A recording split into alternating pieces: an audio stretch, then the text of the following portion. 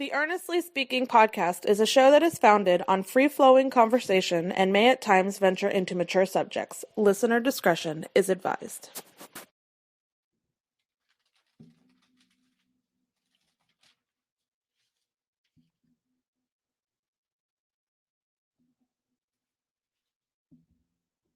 Earnestly Speaking podcast is a show that is founded on free-flowing.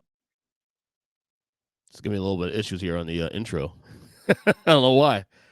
Listener discretion is advised. Let's try this one more time. All right, I guess we're not getting an intro today, huh? I guess we're not getting an intro, but all good here.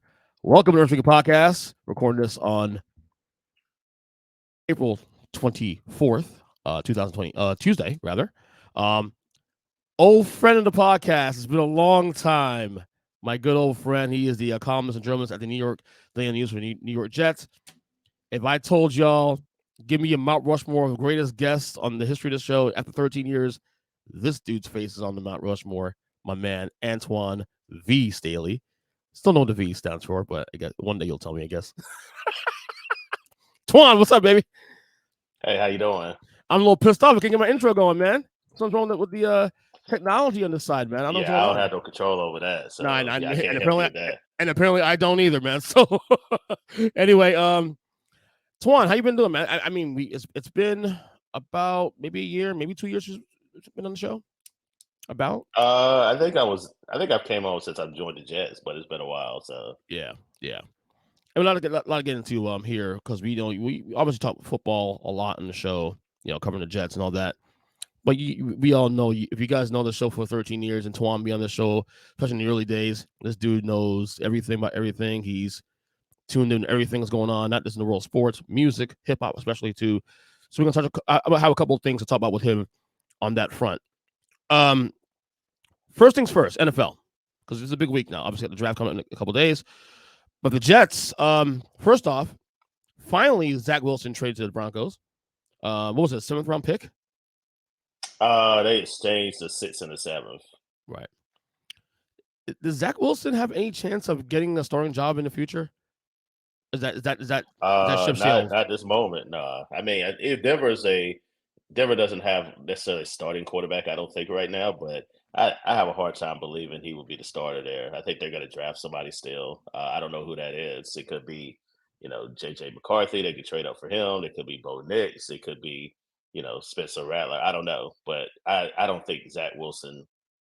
I don't think he should start right now anyway. No, I mean, just considering the last few years, I mean, it hasn't gone great. And, he could use a real reset where he's just not playing for a little while and, see if he could develop. I mean, this will be the last year of his contract in Denver because I imagine they'll turn down his 5th-year option. Yeah, of course. But, yeah, I don't see any scenario where he's going to start, at least not, without injury. But you never know. You never know. And I'll tell you what, though, it wouldn't surprise me if he's not even on the roster by the start of the season. Honestly, if who they draft and maybe they bring another guy in, and who knows. I think he will be. He might be the 3rd quarterback, but I think he will be. I think like I say, you look at that roster right now. I mean, it's not good as far as quarterbacks for the Broncos. Like Jarrett Stidham. I mean, that's not really a long-term solution either. No. Denver's going through a massive rebuild. Obviously, getting rid of Russell Wilson and whatnot, and all. Which they were going through the rebuild with him. So, I mean, it's not like he was great either. Yeah, but they're gutting that thing now with that. But I don't, I still don't understand the whole deal with that move though. Not so much the fact they don't want him anymore. I get that. It's the financial stuff. What it was that $40 million in the books this year and $40 million next year, some of that. Well, just this year basically, but yeah. Right. He just never Sean Payton was just never a Russell Wilson fan. I just think that's just pretty much bottom line of it. And then Russell's declining. I mean, he had, I mean, statistically, you look last year. I mean, it's better than what it was in 2022, but I don't think he's nearly the quarterback that he was in Seattle. So I think the Broncos see that. They understand Sean Payton's early in his tenure. You might as well go ahead and just release him now. And I think that's kind of what they did. So you're saying that run last year, he had a little bit in the middle of the years, a little bit of fake hustle. Yeah, I mean, I didn't think he played. I mean, statistically, it looks good. Like if you just look at the stats, it does. Right. But I mean, he wasn't necessarily throwing balls like how he was in Seattle. It was a lot of short passes, intermediate stuff. He's still suffering from turnovers, not running the ball nearly as much as he did when he was younger. And I think that's the problem that you face as a smaller quarterback, where you don't have that speed anymore and that same mobility, and then you're not really the same guy that you used to be. You cover the Jets, obviously. Aaron Rodgers should be back, healthy, ready to go. I mean, is this a year-to-year thing? This point for the Jets, like, I mean, what are the? First off, let me start here. The draft. What are their priorities? Because obviously, you got the quarterback. I mean, assuming he's healthy, he obviously got a really solid defense, good receivers. Obviously, when he had a good quarterback to play with. It seems like this Jets team, as long as they have a quarterback, should be able to at least compete for, a playoff spot. What are the holes for the Jets at this point now?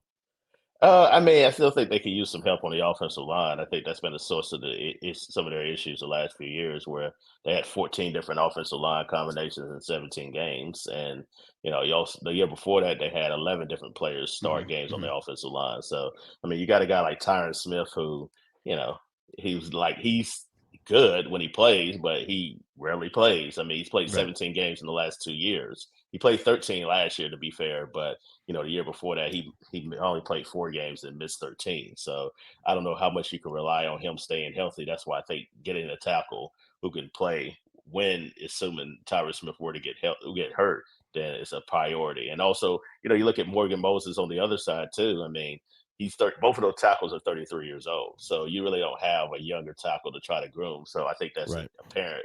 I think they have to find somebody that can groom, and just in case injuries were to come about, because they don't have a lot of depth there, right? At least in my estimation. Right. I know we're a month removed from NFL free agency, but I had a chance to talk to you about this. Obviously, I've been on the podcast in a while. Hopefully, going to change that going forward. But this off the top of your head, give me one big winner, one big loser of free agency in your opinion. Which team, which players? What do you think? I think the Jets did really well. I mean, I know it's a team that I cover, but I think they did well. I mean, they needed 3 offensive line holes. They need to fill those, and then they filled all 3. They were able to get Mike Williams in free agency. They got a backup quarterback to Tyrod Taylor. They addressed some of the cosmetic needs defensively too. So I think they are definitely a big winner there. I look at what the Raiders have done too, to be able to get a guy like Gardner Minshew, who can be a placeholder for possibly whoever they draft, assuming that they draft somebody, and then they go get Kristen Wilkins. They end up giving him a lot of money. So I definitely think they're one of the winners too in free agency. As far as losers, and I think you have to go with the Texans too, what they've done, whether it be in free agency, also traded for Stephon Diggs. I thought that was big too. So I'll throw them in there as well. A team like the Dolphins, I think they're a bit of a loser, because the fact is, like, they lost a lot of players defensively. Offensively, I think they're going to be fine with, Tua and Tyreek Hill, Jalen Waddle, Mike McDaniels, the coach, they're going to be able to score points. But, defensively, can they stop anybody? And then you got a team like, still got Buffalo, who I think is the team to beat in the division, no matter what people say. And then you got the Jets that kind of right there too, considering if Aaron Rodgers can stay healthy, they have a tremendous defense that's going to keep them in games as well. But I think the Dolphins still have a lot of questions to try to figure out, especially if they want to continue to contend in that division. Yeah. Did the Bears do the right thing in trading Justin Fields and keeping that pick? Yeah, they did. Yeah, okay. I mean, here's the thing. Like, okay, if you don't, what Justin Fields is at this point. Like, you would have had to decide if you wanted to accept or decline his 5th-year option by May 2nd. And they probably would have declined it. So again, you would have been in the market a year from now, been in the market for a quarterback. At least now you can reset the quarterback market, and you get a guy like, no disrespect to Justin Fields. I think could be a really good quarterback and start for the Steelers potentially this year, to be honest with you. But you got a guy, Caleb Williams, who brings a whole different skill set and has a whole different type of ceiling. He could potentially be one of the best quarterbacks in the NFL when it's all said and done. I'm not comparing him to Patrick Mahomes or anything like that. Mahomes is his own planet right now, kind of like how Tom Brady was when he was played. But, I definitely think, Caleb Williams has the potential to be one of the upper echelon quarterbacks in the draft. I don't know if you can really say that about Justin Fields. I think he was a very fine player, very good player, but definitely think he's a starter in the league. But yeah, I definitely think when you have a chance to get one of the best quarterbacks in the league, especially in a league where it's quarterback driven, you have to go get him. I also believe more than anything else that the priority the Bears had here was the financial part, because you had to pay Justin Fields at some point with next year. you're in a situation where you weren't a terrible team, yet you got number one pick by virtue of the Carolina, how bad they were last year because of what you did with them the year before that in trading whatnot. Being able to not only get the best quarterback in the draft, a guy who potentially could be a generational quarterback, but also you get to reset financially for 4 years again. And also your coaching staff on the hot seat, you can say, well, you know what? We have a rookie quarterback. Just give me another year and see what we could potentially do. Because Matt Eberflus isn't, his seat is a little warm, definitely considering, he's been there a couple of years. And, by year 3, you need to start putting up winnings and stuff like that. But if the Bears go 9-8 or 8-9 and barely miss the playoffs, at least you can go to ownership and say, you know what, we're close. We had a rookie quarterback. Yeah. We're getting it together. We're getting these parts in there. Give us another year, and then we could potentially turn it around and make the playoffs in 2025. Yeah, I know they ended the year pretty well last year, but I still thought that they should have gone after Jim Harbaugh. I mean, that was a match made in heaven, honestly. Jim Harbaugh, his history there in Chicago. I just thought that the Bears should went all in, go after Harbaugh, get the number one pick, obviously, and all that, and reset from there. But they're going to keep Matt Eberflus another year or so we'll see how that plays out. Yeah, it just it's tough when you got a coach like he's only been there 2 years, so yeah, you would have fired him after 2 years, so it would have been tough. But yeah, I definitely understand why they did what they did anyway. Right. Plus, they're cheap as hell. The Bears owners are cheap as hell, so whatever. NFL draft 2 days away.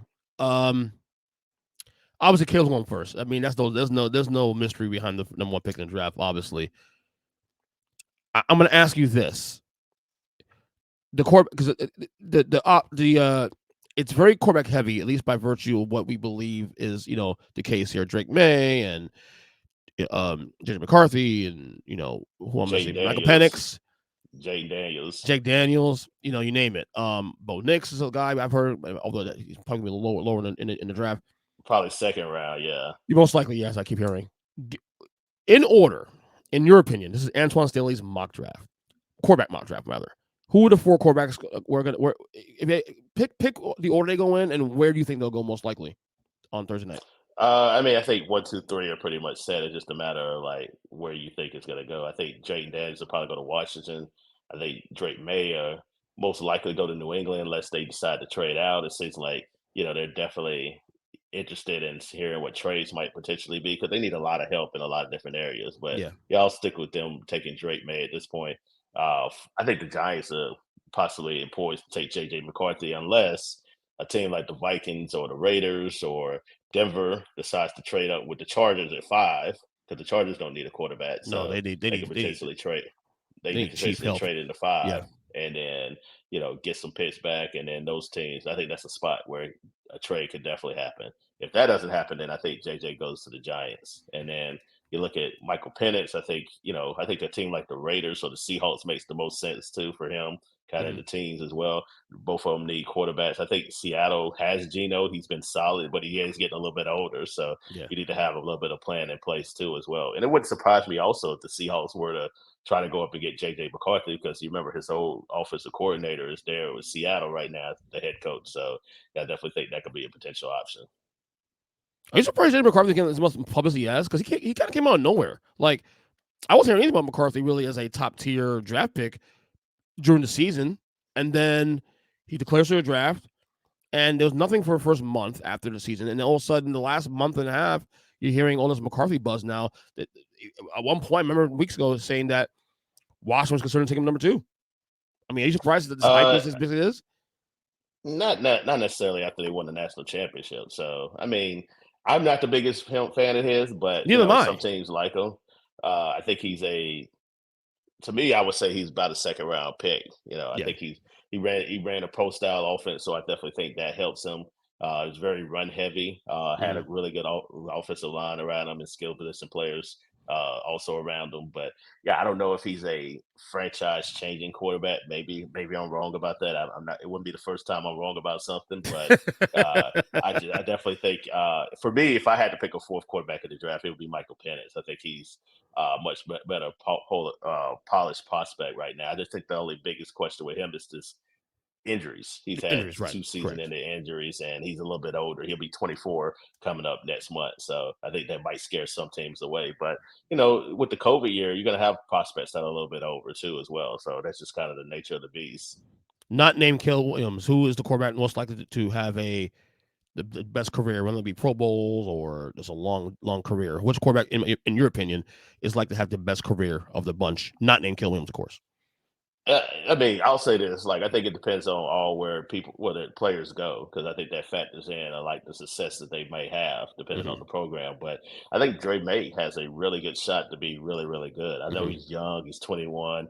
He still has some things to work on too, as well. But if he can get into, the Patriots can do right by him, and also obviously put some skill position players around him, fill them with the offensive line. I think he has a chance to be really good for New England. I think he could be one of the best, if arguably the best quarterback in the draft. Because it was a time where it was a question whether to be Caleb Williams or Drake May would be number one too. But I think he has a lot of tangibles and intangibles that I think teams really like. Don't tell old boy Kyle Nash that, because he's not a Drake May fan at all. Woo! He's not a fan. Well, Kyle, me and him don't really agree on many things, so that's really a big surprise. But do you know I met him for the first time this weekend? Finally, say that again. Do you know I finally met him for the first time in person this past Saturday? Oh, really? Okay. I finally met. Yeah, I went to Orlando with my family, and we had a little gathering up there, and I finally got to meet him. Yeah, I should have met him when I was in Orlando for the owners meeting, but I just wait. You still met him yet? Going on. No, I haven't. Oh my God! I thought I was a bad one. Jeez. Yeah, I haven't. Yeah, I was busy in Orlando, man. It's a lot going on. I get it, brother. I get it. Is Marvin Harrison Jr. the best non-quarterback player in this draft? I think he's the best player in the draft. So, I think he's the best player to me. Yeah. I mean, I'm not the only one saying this. I mean, I talked to Jordan Reed, who works for ESPN, and he's also kind of echoing that same thing too as well. But yeah, I think Marvin Harris, to me, like bar none, I think he's the best player in the draft. And then after that, you go like Caleb or whatever the case may be, some of the other wide receivers. But I think you got three really good wide receivers, top echelon, with him, Malik Neighbors, and also Roman Dunze, that would be number one in any other draft. But I think Marvin is just that much better, head and shoulders to me. That's why I think the Cardinals, no matter what people think, I think they're going to take him at 4, because you got to have him pair with Kyler Murray. I think this makes too much sense. Right. So again, the NFL draft is this Thursday. Cannot wait for that. Normally, I'm not a big draft guy, but the last couple of years I've been kind of getting back into it a little bit. I don't know what's happened recently, but I'm kind of getting back to that. I think this year's draft, especially, if it maybe it's just me, it feels consequential. I know I say that every so often, but then it doesn't end up being that way, because some of these guys end up being busts and stuff. But I feel like this year, I don't know how you feel about this draft in general, like as a whole, it feels consequential a little bit.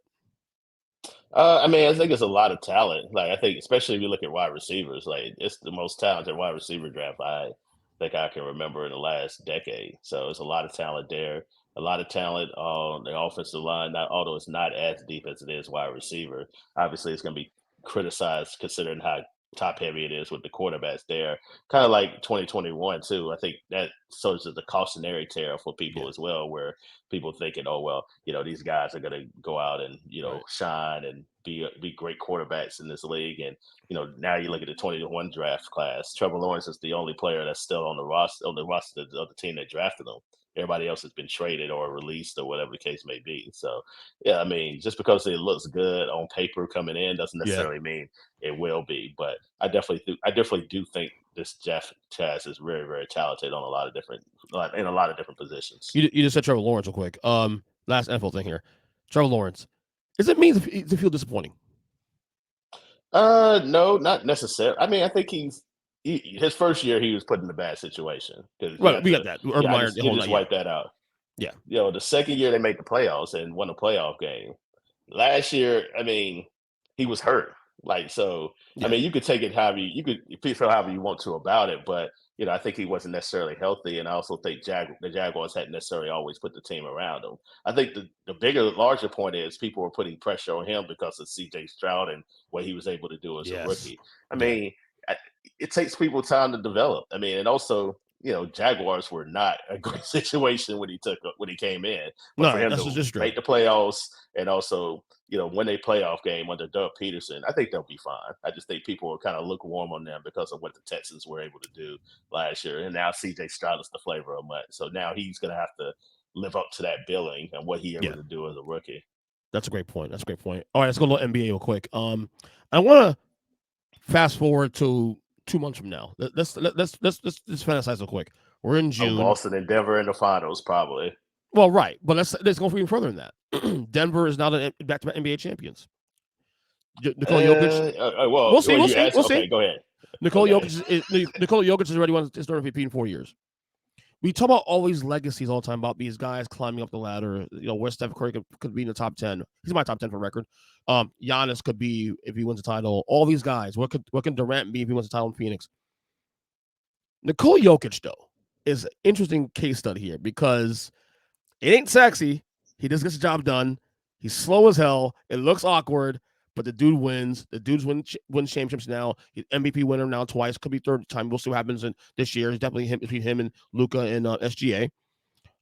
If Jokic wins a second title in a row, it'll be the first back-to-back champion since the Warriors on 2017, 2018, and also a third MVP in 4 years. And people could argue maybe it should be 4 in a row. People can argue that. I'm not saying it is going to be that way, but it could be argued. Antwan Staley, what is Jokic? What do you place him all time? How does that change the conversation about where you place him among the greats? I mean, I think I don't know if it changed. I think he's top 20, 25 right now. I mean, I think he's that good. I mean, it's just so much great talent that's accumulated in the NBA. It's kind of like Tim Duncan. It's kind of the same thing when he was playing. I mean, it wasn't necessarily jumping out. He wasn't like super athletic, but he was just very consistent and fundamental and did a lot of things the right way. I mean, Jokic is just great passer, probably the best passing big man we ever seen, and can space the floor. I mean, he's perfect for this. I think he can play in any era, but especially in this era where, you have big men that are more away from the basket and able to shoot. And then he's a triple-double machine. Yeah. I mean, the man can average a triple-double in the season if he really wanted to. So, yeah, I mean, so it's nothing he really can't do on the offensive side or defensive side of the ball, too, for that matter. So, yeah, I definitely think, right now, I think even if he won another title, I think top 20, top 25. And then if they win more, if they start winning 3 or 4 titles, then I think that's a different conversation to have. Because then you're in that that place where Tim Duncan is and Steph Curry and all those guys too. But it's tough, like, because there's so many greats that have played this game, and then you have to compare the eras, and things kind of get muddled from there too. Because you got these people that people forget, like Dr. J. Dr. J is one of the best players of all time, but nobody really brings him up. When you're talking about greatest players of all time, but they should, especially consider. I mean, he won an NBA title, he won 2 ABA championships too, as well. So it's a tough conversation to have, but if you're in that top 20, 25 range, then I think you're in good shape. No, I feel you on that. But the thing is, though, like what he's doing too, especially in the era where you mentioned it, the talent right now in the league right now is, I would argue, in the last 5 to 10 years, I can argue top tier talent all time. I think it's with any other era in terms of elite talent. And for him to not only do what he's doing now in that era, but he's now the clear best player in basketball. I don't think anybody's arguing that anymore at this point. I think the last 2 years, it's unarguable now. It was him or Giannis. That's really about it. Right, I think right now, it's unarguable now. So you winning now. You're winning titles. You're the best player in basketball for in the last couple of years, in an era where we both acknowledge that it is probably the most talented era in the history of basketball. Shouldn't that count for something too, to some degree? Yeah, but they don't play defense anymore. That's basically what it boils down. That's the point. The defense sucks, man. Like, I mean, the lack for a better word. Yeah, it's true. You're right. Nobody's played. Nobody's guarding like they used to. I mean, it's a very offensive oriented, and it's not his fault necessarily. But again, I think he can play in any era. To be quite honest with you, that's why I think I have him as high five as what I do. But if the one negative and Blackmore, again, it's not his fault. It's just nobody's playing defense. At least not even defense they played 10, 15 years ago. Like, it's completely changed because you got these games that are like 115, 125. Like, I mean, and then you got teams scoring 130 points a night. I mean, it's crazy. So I don't enjoy that either, man. To be honest, I like offense, but I like a mixture of. I like a mixture. I like a good mix of defense and offense too. I mean, you don't necessarily want the games in like a 85, 75 game either, but I think it's a balance where you could have, 110 to 100 or something like that to that fact. Like, you don't want a strictly defensive battle, although I don't necessarily mind it. But, I think that's the one, negative about watching the NBA, especially in the regular season. The playoffs are a little bit different animal because it seems like the intensity ratchets up there and teams play a little bit better style of defense there. But even then, it's not like how, not to sound old, but like I used to be. Dude, I'm older than you, so don't start that. Don't say old. I think you're not close to the same age, but I got about a year, I think. Yeah, you're a few years older than me. I'll be 44 next week, so we're in the same boat.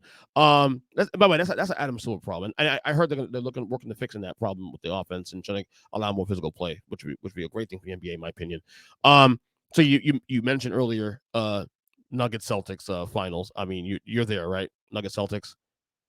Yeah, I think so. I think I'd be surprised if that wasn't the final at this point. I mean, I'm looking at other teams that might be there. I mean, if the 76ers were healthy, maybe if Embiid was healthy and then Maxey isn't completely healthy either. So I think they would have. I mean, it would be a much different series against the Knicks. I believe if those guys were healthy. But, I agree 100%. Eastern Conference, and then Miami is. I think it's going to be interesting to see what the Heat do because I think they're in a weird place right now because the East is only going to get stronger. And then are you going to just keep the team the same way, or are you going to break it up? They might have topped out. They might have topped out already. Yep. Yeah, I think they're as good as they're going to be because he's getting older. He's in his mid-30s. Bam, probably as good as he's going to be. Tyler Hero, so you're going to have to try to figure out something different there. And again, teams are getting better and better, and not just talking about the upper echelon teams. I'm talking about even teams like Indiana is going to be really good for years to come. We'll see what Chicago does. I imagine Atlanta's probably going to bounce back maybe a little bit. They still have a superstar in Trae Young, but definitely if they don't trade him, of course. Yeah, they don't trade him. They'd be stupid too, especially down there in Atlanta where they. Oh, you're saying that they should keep him over John? You're saying to keep him over Murray? Yeah. Yeah. Okay. Because that ain't working. So. That whole thing ain't working. That whole two man. No. I knew it wouldn't work. You got two guys that are point guards basically. Yeah. And that's just not working. You need a point guard and you need a shooter. One way or the other. Well, you could put Trae at the shooting guard and just get a traditional point guard. But either way it's not working. But out the West, I have a hard time believing Denver's not going to come out. So who's winning the title? Does Denver repeat or Boston? I'm gonna go Boston. I'm gonna go Boston. Actually, I hate to admit it, but I think it's their time. And I think the Drew Holiday addition is really, really key. Like and then Porzingis. You got Holiday, Porzingis, Jaylen Brown, and then Tatum. Yeah. I mean, try beating that team in 4 out of 7. Like it's gonna be tough. It's gonna be as good as the Nuggets are, and they really are good. I don't know if they have enough firepower to withhold all those guys because Tatum could have an off night, and then Jaylen Brown could pick it up, or Porzingis. Like they have answers for everybody. Like somebody can always contribute. Like with Denver, they're as good as Murray and Jokic goes. My only issue with Boston is that they feel like a one-trick pony. Like if they shoot the ball when they're lights out, like they had 22 3-pointers against Miami in game 1 made. But they'll have games where they don't shoot as well, or they'll shoot bad in the second half of the game, and then let teams come back and challenge them or even beat them. My thing is that if they're a one-trick pony, and Denver can somehow defend perimeter well, that keeps that series afloat. I have Boston for the year started as winning the title. I got Boston still going to the finals, but I'm still leaning Denver because I still trust Jokic and those boys to get the job done. That's fair. I mean, I think Boston. I don't think Boston's going to face much resistance until the Eastern Conference Finals. Until until whether it be Milwaukee, we'll see what the health. If Giannis can get healthy, then I think they would push him a little bit, especially with Dame there as well. The Knicks, Knicks are a good story, but again, I feel like they can only get so far. I mean, especially with Brunson, and they got Brunson and a lot of role players, and it's just at some point you're just going to roll through. You're going to roll through a better team, and I think that's why I think Milwaukee getting Giannis healthy for that second round series is going to be big key. Because I think they're going to be able to withstand what the Knicks can be able to offer. Jalen Brunson, first year All NBA. You buying that? Because I'm there. Absolutely, okay. Absolutely. I mean, he's an MVP candidate. I mean, you can't take that away from him. I mean, without him, the Knicks are not even the playoff team. I don't think. No. And that's already without Randall more than half the year, and OG missed a chunk of the year. Yeah, he got hurt the year that I went to the game. The day that I went to the game. I went to the Heat next game. He got hurt and never came. With that day, I was like, "Oh, I don't think he's coming back." That looks serious. And then they tried to play it up and say, "Oh, well, he's not going to be out very long." And turns out he never came back. Right. You did watch WrestleMania 40, right? Yes. So I'm going to ask you a question. One wrestling question. Because once in a while we go on the podcast, we will talk a little bit wrestling. Because again, you are plugged into everything. I don't know where you had The Rock all time. I don't know if he was on your Mount Rushmore. I don't know if he was before. Are we talking about wrestling or are we talking about WWE? WWE. Those are two different answers. Absolutely. I agree with you. WWE, though. Because for obviously Rock's top 10 all time, some would say top 5. I'm with it. But The Rock, for me, was never someone I said was a immediate Mount Rushmore guy because I always felt that he benefited a lot of the Austin climb and came behind that. But I gotta say, Twan, after this run he's done with the last couple months, with the lead up to WrestleMania, with the Cody Roman stuff, I'm there because I think at this point now, with everything he's done so far after the Attitude Era, and everything he's done coming back, come back in 2004, coming back in 2012, coming back recently now. And this redefining, his character and the relevance. He's outgrown the whole, we can say Austin, because I think Austin is my Rushmore guy no matter what you slice it, because what he did to save that company in 96, 97 was you could talk about the whole Attitude Era. You got guys that should be like The Undertaker. Undertaker held the company down for years. Yeah, absolutely. Even before that. But I think this final boss run of The Rock, to me, solidified him as a Mount Rushmore guy because he's still so relevant. And I was thinking he needs to turn to a heel. I think we've seen this face Rock for a long time now. Like, we haven't seen heel Rock in 20 years, really, because everything came back. It came out it's a face. And because it fits the real life persona who he is really in real life. And to him to on the go decide, because the crowd wanted Cody to be the guy in the main event, not Rock, and for him on the fly to say, you know what, let's flip the script here. And he really took the heel run, this heel final boss character, and just ran with it. And this the intrigue and the interest that he brought back to a lot of casuals in the last 2 months now to wrestling. To me, that he's outgrown my whole thing of behind he's been from Austin. No, he's beyond that. To me, he's Mount Rushmore. To me, it's Austin, it's Hogan, it's Rocky, and it's Cena, and Roman's consideration possibly in years to come. You disagree with that? Yeah, I guess it depends on how you look at it. Like, if you look at it from a just character standpoint, then I think those would be the 4 guys. Like, okay. However, if you talk about like from a wrestling standpoint, if you add all that in, then it depends on what argument are you I'll say this much. So my Mount Rushmore real quick, and I know how you frame your Mount Rushmore, because the wrestling's it's funny. It's not like football and basketball where you just take the best players that play basketball, play football. It's a lot more complicated wrestling because there's so many different layers of wrestling that people look at. Who makes you better in the ring, basically, too. Right. To me, it's about who made that company money. Who was the company built around? And did that company benefit economically? Hulk Hogan, we already know. Anybody doesn't have, I don't give a crap how you feel Hulk Hogan or Terry Bollea today in 2024.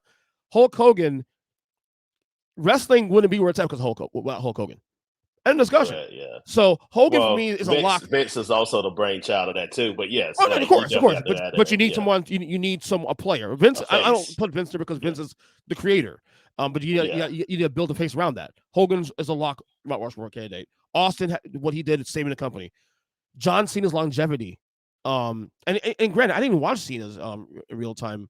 So I couldn't really appreciate him at the time. But knowing what he's done since then, and he's still relevant today, 20 years later, gotta give him that. And then Rocky again. The Rock has, to me, what he's done this final run. I mean, it can't. So I'll give you 2 Attitude Era guys in Mount Rushmore now. How do you define yours? Well, I'll say this, to answer your question, I didn't think he needed another run.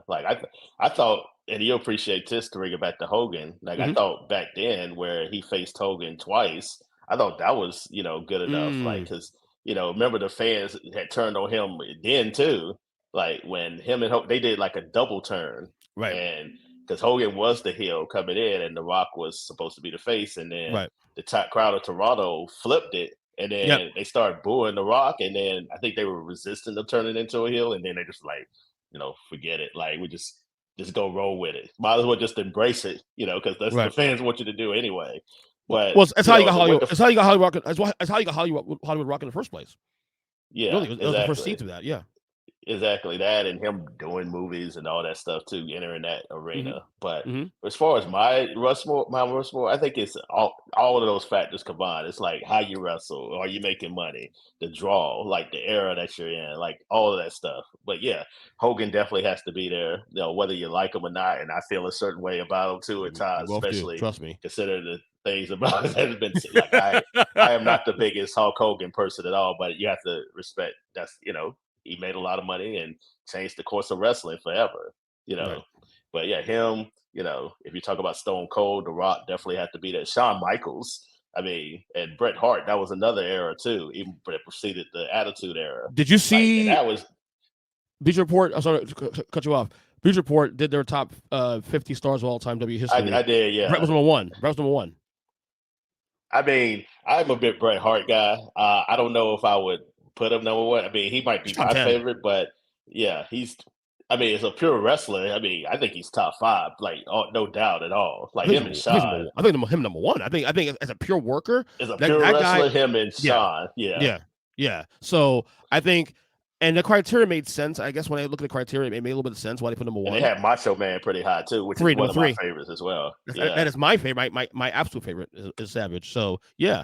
But as a worker, Bret definitely makes the cut there, of course, for me, in terms of like, I understand why for number one. But again, I look at it from more economical base, more who is the company built around, and did it thrive when he was the guy? And unfortunately, Bret, and it's not his fault, but the company did not thrive under Bret as lead guy. They not like how they did under other people, but he was the face of the company for after the steroid situation. Right, it wasn't his fault, obviously, but yeah. Because they actually talked about this. I don't know if you watched the A&E stuff that they do with the wrestling and all that. I'm behind on it, but I watched it. Yeah, I watched it. But they touched on that, after that era, they didn't want bigger guys. Especially the Ultimate Warrior and Hulk Hogan. They wanted guys like Shawn Michaels and Bret Hart, and that's kind of why they got a little bit of a push too, as well. If you notice, the build started to change. Yeah, of course. And it was more about being technical as a wrestler instead of just being, big and muscular. Big body guys, that too. Yeah, exactly. Absolutely. So yeah, it's hard to to pick just 4 guys, but yeah, I think you have to also throw the Undertaker in there because Undertaker was holding the company down through all the good and bad times, and then he outlasted everybody, whether the Bret Hart situation with the Montreal screw job and all that stuff, and Undertaker was there from 91 all the way 90 all the way till 20, he retired. And even now, so exactly. Yeah, so he is. I think that's why it's the reason why he's Vince's favorite.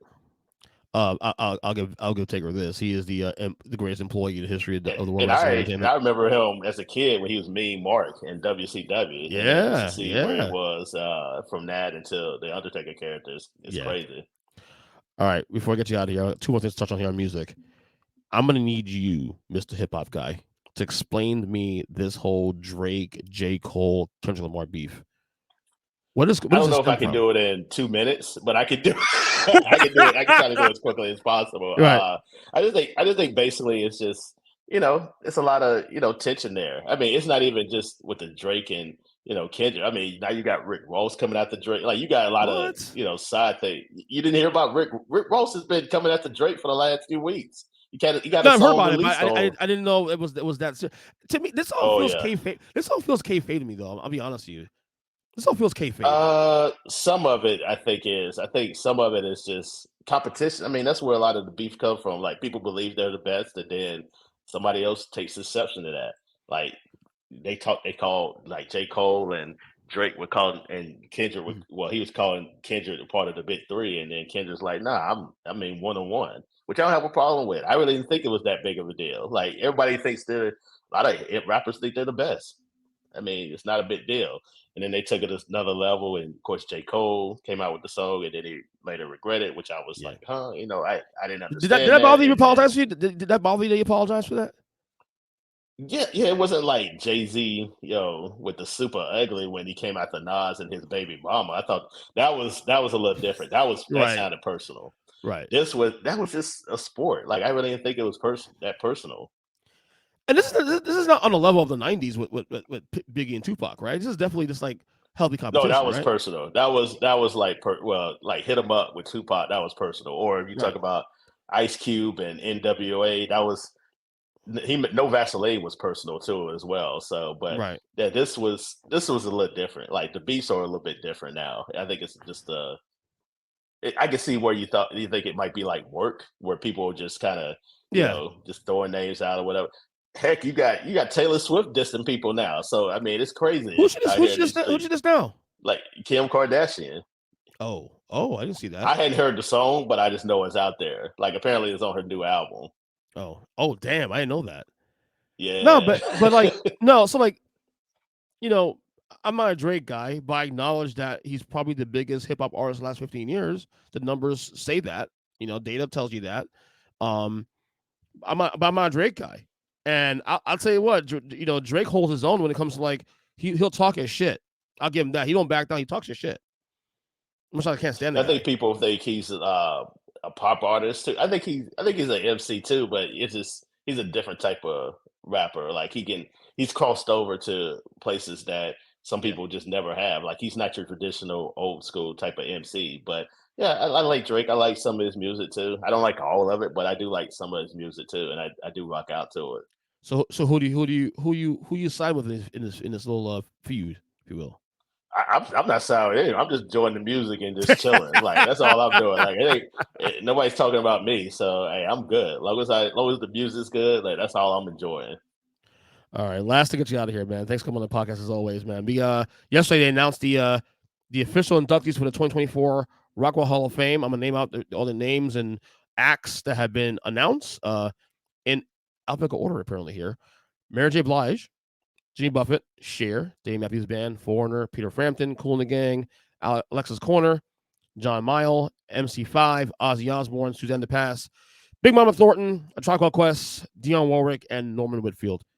Who stands out to you of these names? I mean, I think what I find great nowadays is like when hip hop came about, like you could never imagine that people like when that genre would get into the Rock and Roll Hall of Fame. And now all of a sudden you got all these people. You got Jay-Z in there, LL Cool J, Tupac is in there, Biggie. Now you got Tribe Called Quest. I didn't think they were going to get in because I was like, do they really have a long body of work like to get in? Because, I figured I didn't think, and then you have a Mary J. Blige getting in, which I think is great too. Although that's overdue though.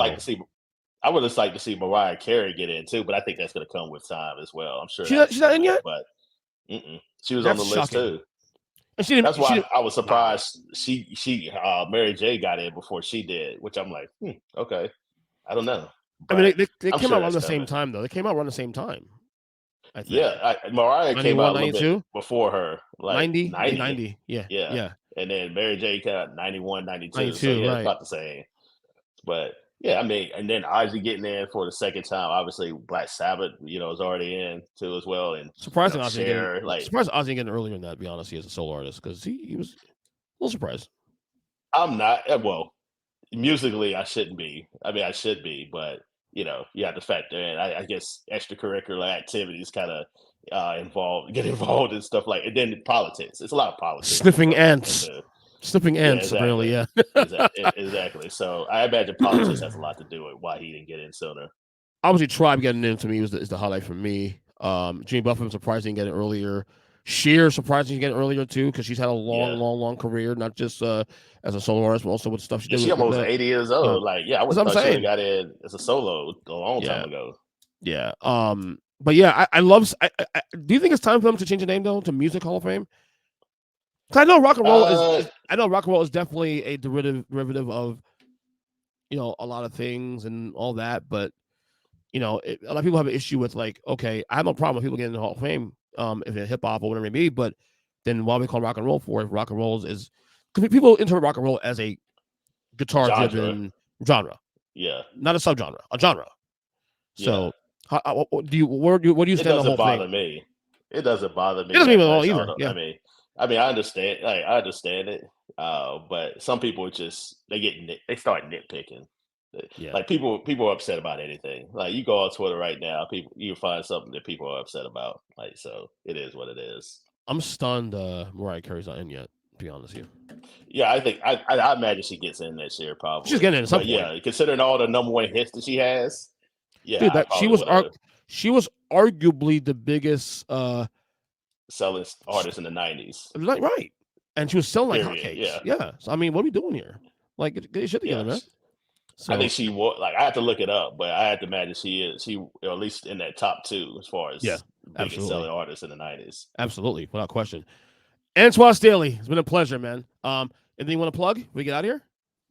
Nah, people can find me on Antwan Staley at Twitter or all social media platforms, and then find my work in the New York Daily News. That's really about it. Hell yeah, man. Enjoy the draft. We'll check in soon. I promise we'll have it more on the show more often, man. I miss having it on you, man. Yeah, man. Like, I had a good time. Thank you. You got it, brother.